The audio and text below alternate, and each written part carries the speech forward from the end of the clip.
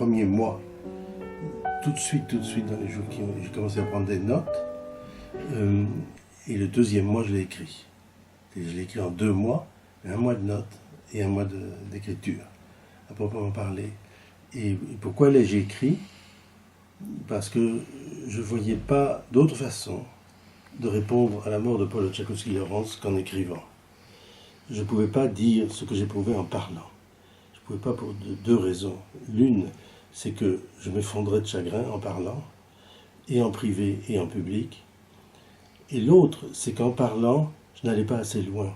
Et que seule la fonction d'exploration et la fonction cognitive de l'écriture me permettaient d'avancer dans l'élaboration de ce que j'ai éprouvé, dans l'ampleur de la réaction que je sentais qu'il fallait que je déploie à propos de cette mort qui pour moi qui est un des événements les plus considérables de ma vie, un événement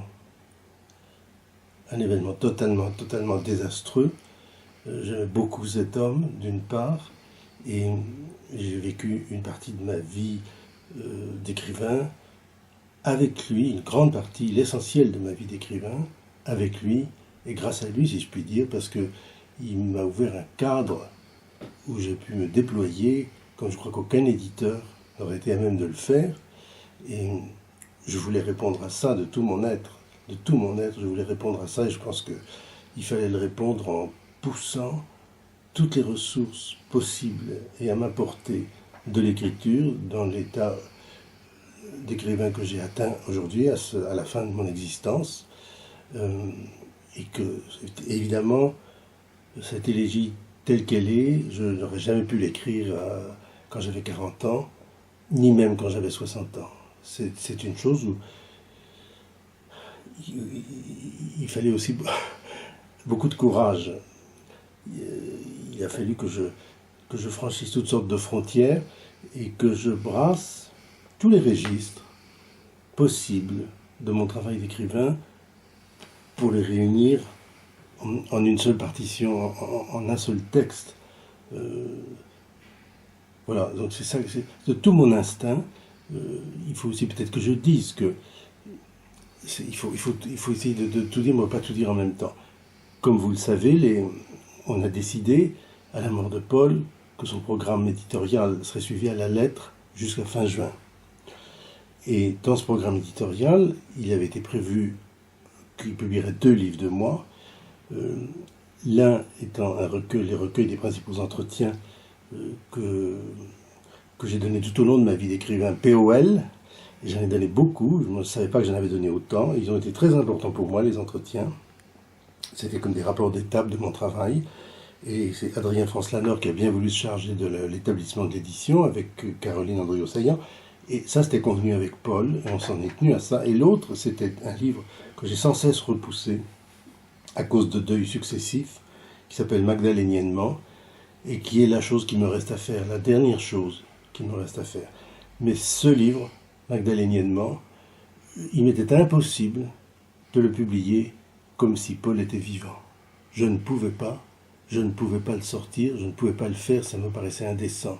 Ça aurait été, pour moi, il me restait un essai à écrire, que je pensais écrire en janvier et en février. Le faire et le publier comme si Paul était vivant était pour moi impensable. C'était comme s'il n'était pas mort. C'était impensable, je préférais me tuer, littéralement. Et c'est un moment, j'ai dit, très vite, dans les deux jours après sa mort, je dis, ça, tu ne le fais pas. Tu ne le publieras pas. Il faut que je l'annonce à Jean-Paul Hirsch et il faut que je l'annonce à Frédéric Boyer. Ce qui n'a pas été facile, parce qu'on s'était juré qu'on ferait ce que Paul avait souhaité. Et en plus, il faut que j'annonce cette chose d'apparence énorme, qu'au lieu de ça, je vais écrire une élégie à la mémoire de Paul, et ça aussi, je pense, a étonné, même choqué, vous deux à qui je l'ai annoncé là. Je me dis, mais qu'est-ce qu'il va faire, enfin? Et moi, en l'annonçant, je me disais aussi, mais qu'est-ce que je vais faire? En même temps, je ne pouvais faire que ça. Ce que j'ai fait, je ne pouvais faire que ça. Et j'ai donc été infidèle à son programme. Seulement lui aussi, il a été infidèle à son programme, en mourant. Voilà. Donc, il faut s'adapter. aux infidélités dans la vie. Et c'est une forme de fidélité que de s'adapter aux infidélités. Il faut improviser, et c'est ce que j'ai tenté de faire. Pour le meilleur et pour le pire, je me suis jeté dans l'océan, je me suis arraché du corps. Ça, voilà.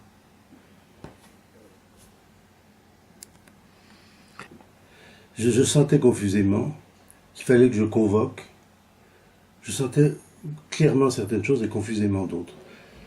Clairement, déjà, je sentais que ça ne devait pas être une sorte de chose de dialogue fictif de Paul et moi et Paul, Paul et moi et Paul. C'était hors de question. Il fallait que ça soit Paul et nous tous. Donc j'ai impliqué, dans l'écriture, si je puis dire, la totalité des écrivains de la maison. Je me réfère souvent à cette extraordinaire masse d'écrivains, qui sont très nombreux, maintenant 256, si je me rappelle bien le chiffre, et il fallait que je les mette en jeu. Je ne suis qu'un parmi d'autres. C'était la seule façon dont c'était viable. Ça, c'est la première chose. Donc, constamment, je fais des références à ce qu'ils font, ou à ce qui nous est arrivé collectivement, ou à ce que je pense dans mon chagrin qu'on aurait dû faire. On aurait dû faire un rempart de vie autour de lui. On aurait dû le précéder en voiture avec nos propres voitures pour que le choc, ça soit nous qui le prenions. Il y a des tas de choses comme ça, des tas de choses que j'ai écrites et que j'ai même pas osé mettre dans le livre final, la version finale. Et donc je pensais ça. Donc ils sont là. Ensuite, je me suis dit, il faut que je rameute toute la poésie, et il suffit de rameuter un ou deux grands poètes pour que toute la poésie soit présente. Donc, évidemment, j'ai pensé à Emily Dickinson et à Rilke, et c'était formidable parce que Emily Dickinson, je suis très très lié avec cette femme qui a écrit ce livre étonnant, ce grand poète américain qui est Susan Howe, qui a écrit My Emily Dickinson, qui a marqué plusieurs générations de poètes aux États-Unis. Et j'ai demandé à Susan de choisir pour moi un poème d'Emily Dickinson, ce qu'elle a d'abord refusé, puis qu'elle a accepté de faire avec ce commentaire formidable, en envoyant 2 mails de commentaires. J'ai tout mis dedans, et à travers elle, je mettais toute la poésie occidentale. Puis j'ai pensé au grand poète de la mort, la grande méditation sur la mort, c'est Cézanne pour la peinture, Rilke pour la poésie et Heidegger pour la philosophie. Et j'ai pensé, évidemment qu'il fallait un poème de Rilke. J'ai pensé aussi à demander à Adrien Franz-Lalnor, parce que j'avais tant travaillé avec lui en constituant l'édition de Improvisation et Arrangement, et aussi à travers toutes les conversations sur Cézanne qui ont donné son merveilleux livre sur Cézanne et Heidegger qui vient de paraître, pratiquement en même temps que les 2 miens, chez Gallimard. Et j'ai demandé, pour qu'il soit présent aussi dans l'élégie, je demandais à Adrien de choisir un Rilke. Ensuite, c'est très important de mettre ces poèmes dans leur langue. Je ne suis pas quelqu'un qui ne vit que dans la langue française. Je vis dans plusieurs langues, principalement dans l'anglais, mais pas seulement. Et ces langues, j'ai voulu qu'elles soient là. Enfin, c'est très très important que ce soit en allemand. Très important, c'est si beau. Et c'est très important que ce soit en anglais. Le Dickinson. Donc, tout ça, évidemment, à partir du moment où on le met en œuvre, ça fait qu'arrivent toutes sortes de registres qui sont ouverts, qui s'ouvrent et qui ne se referment jamais. Ce genre de registres a ceci de formidable que quand on les ouvre, ils ne se referment jamais. Ils restent ouverts et peuvent accueillir qui veut en faire partie, qui veut jouer dans l'orchestre. Et c'est des appels. Et je pense que ça fonctionne bien dans le livre, ça, ce genre de choses-là. Voilà. J'ai évidemment aussi mis Forsyth parce que je l'avais vu, la pièce de Forsyth, Black Flags. J'ai été extrêmement marqué, je l'ai vu à l'automne dernier chez Gagosian au Bourget, et que c'était aussi une façon de mettre quelque chose de la chorégraphie moderne qui a joué un tel rôle dans l'élaboration de ma propre écriture, et que la production de ça sur le mode robotique par Forsyth me paraissait tellement d'aujourd'hui et tellement énigmatique et en même temps tellement familière, immédiatement familière. Je me sentis immédiatement le frère de ça, et que c'était quelque chose de mon temps qui ne pouvait pas arriver avant, qui sonne aujourd'hui, en plein aujourd'hui, et que je vis C'est, je pense, un des devoirs de l'écriture, et une des tâches que j'assigne à la mienne, c'est d'être dans le contemporain, et que c'est une façon aussi de le dire, ça. Euh, voilà, tout s'est déroulé un peu comme ça, et je voudrais aussi dire une chose, je voudrais bien faire comprendre que j'écris de la poésie. La poésie peut s'écrire sous 1000 formes. Et les passages de prose, et les récitatifs, et les passages descriptifs dans Deuil sont tout autant de la poésie que les passages en vers, ou les passages que les gens identifient plus familièrement comme des poèmes. Il n'y a pas des poèmes et puis d'autres choses qui n'en sont pas. Où rien n'est poésie, dans Deuil, où c'est un tout qui fait poésie. Je ne parle pas en mon nom, je ne parle pas au nom des autres, c'est l'écriture qui parle. Il faut travailler à ce qu'on soit pris par elle, et on la met en œuvre, et elle s'empare de vous. Et c'est l'écriture et les possibilités du travail de la langue qui parlent, c'est la poésie qui parle en son nom, si ça a un sens. Mais c'est certainement pas en mon nom. Certainement pas, ça n'aurait pas d'intérêt, ni au nom des autres, c'est pas comme ça.